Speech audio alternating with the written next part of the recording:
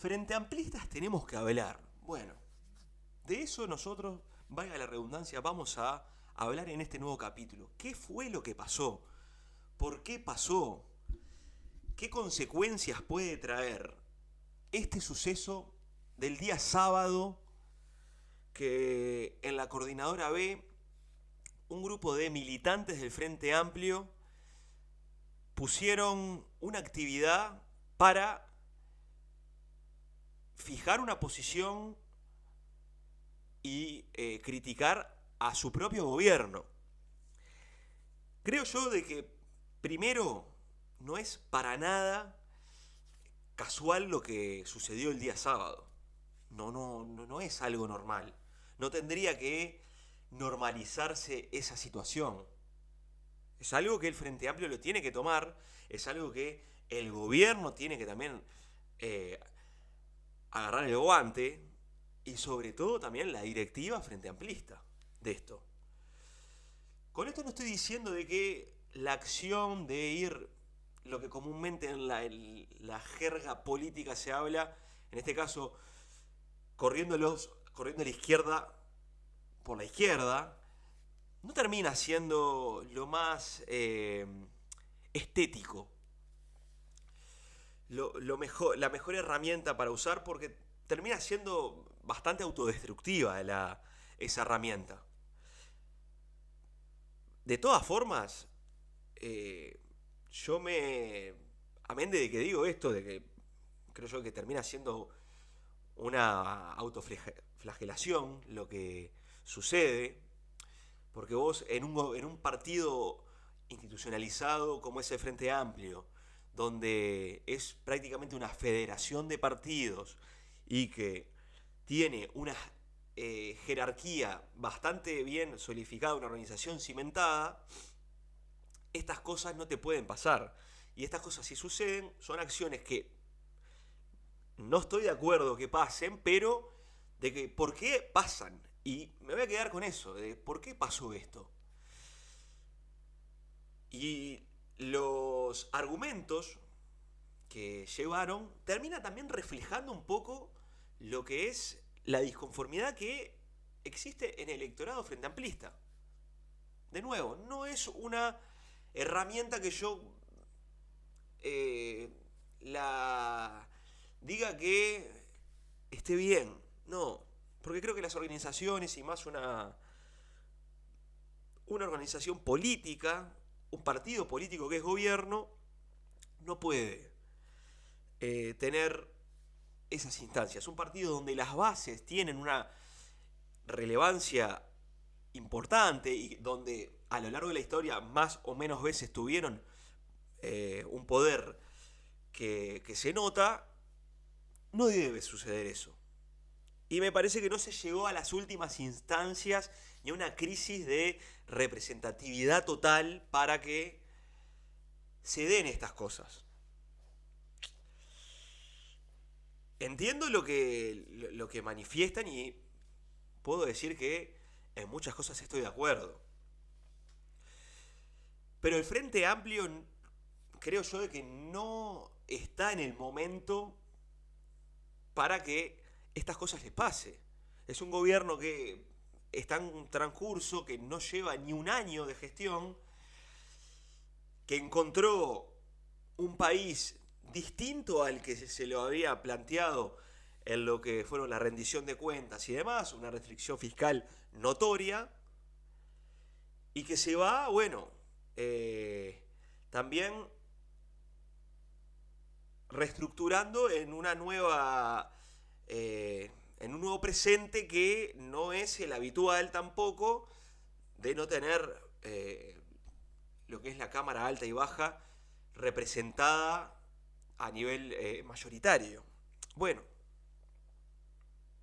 todo eso me parece que hay que tenerlo en cuenta, sí, que el Frente Amplio lo dijo también, y creo que es una defensa leal, pero claro, hay inacciones que eso queda de lado. Y eso no te puede pasar, que se pensó desde el gobierno que no iban a marcar agenda, no iban a mover la aguja. Entonces se mostró al gobierno con una tesitura en algunos aspectos muy timorata que terminan desenlazando en estas cosas. Porque acá el Frente Amplio todo el tiempo también busca defenderse el presupuesto, que de nuevo digo lo mismo que dije hace unos capítulos atrás. Me parece que el presupuesto, si bien no marca lo que decía el programa, lo pueden ver porque el programa decía 6+1 en educación, por ejemplo, o lo más cercano, no marca algunas acciones que se tuvieron que tomar para hacer ese presupuesto y que está alejado de lo que pueda convencer al Frente Amplio y en muchos aspectos al programa del Frente Amplio. Del otro lado la respuesta era, bueno, no, es lo más acercado, tienen que entender, bueno, lo defiende y creo que está bien que vaya al territorio a defenderlo, a decir, bueno, vamos a mostrar. Claro, el tema es que esa buena acción queda totalmente contrarrestada al discurso que vos das, al discurso que se da. Un discurso que no está acorde a la realidad. Ya está. Entonces, cuando vos tirás de la cuerda en ese sentido, llega un momento de estas tensiones que terminan en estas situaciones. Porque acá hay una realidad. Desde que anteriormente al gobierno, ya el Frente Amplio atravesó unas elecciones internas, elecciones después de campaña electoral, de intendencia, todo muy tensionado, con muchas discrepancias de adentro del Frente Amplio, con sectores que se pararon mismo en lo que fue una reforma de lo que es la protección social de maneras opuestas, donde la elección estuvo también marcada por eso, y que después el ganar el gobierno no te termina dando la solución a todo, sí te termina aliviando algunos aspectos de decir, bueno, volví al gobierno, ahora en el gobierno tenemos que ir para adelante todos. Bueno, sí, porque no me gusta hablar de contrafácticos, pero en este caso, haciendo una hipótesis de si el Frente Amplio caía derrotado, indudablemente las circunstancias y lo que era la repercusión iba a ser mucho más destructiva internamente dentro del partido. Pero bueno, vos empezaste el gobierno y el gobierno empezó con dudas, y el gobierno empezó con una convivencia que siguió siendo difícil y con una tensión que se fue elevando muy rápido, donde no hubo luna de miel, donde hubo una destitución de ministros, donde hay aspectos dentro de lo que es un presupuesto que no convence y que hay muchas veces una mirada de la realidad que difiere muchísimo con lo que está pasando realmente. Entonces todo eso termina en estas cosas. Termina que un sector del Frente Amplio consiga un lugar mismo del FA, que es la coordinadora B, donde se junte gente a criticar al mismo gobierno porque no los están escuchando, porque cambiaron, se centraron demasiado, porque no tomaron postura a nivel internacional con lo que es de Gaza, y que también, lo que termina también cansando es la inacción. Bueno, lo de Gaza es un ejemplo claro.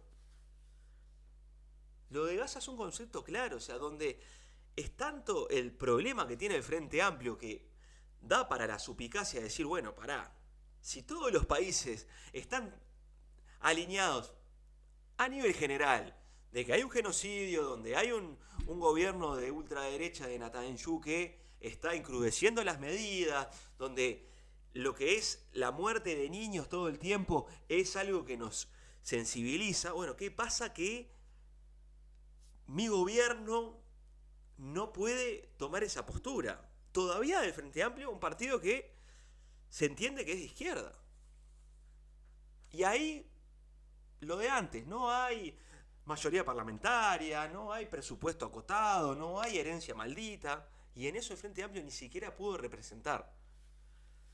Donde ves que Beatriz Argimón la colocan en el gobierno, donde H ahora Cancillería en Portugal, son cosas muy evidentes donde el gobierno tendría que haber actuado de una manera que no terminó actuando. Y que esto es un cúmulo. Es un cúmulo. Y acá hay que dejar algo en claro. No hay atrás sectores que apoyaron esta movida.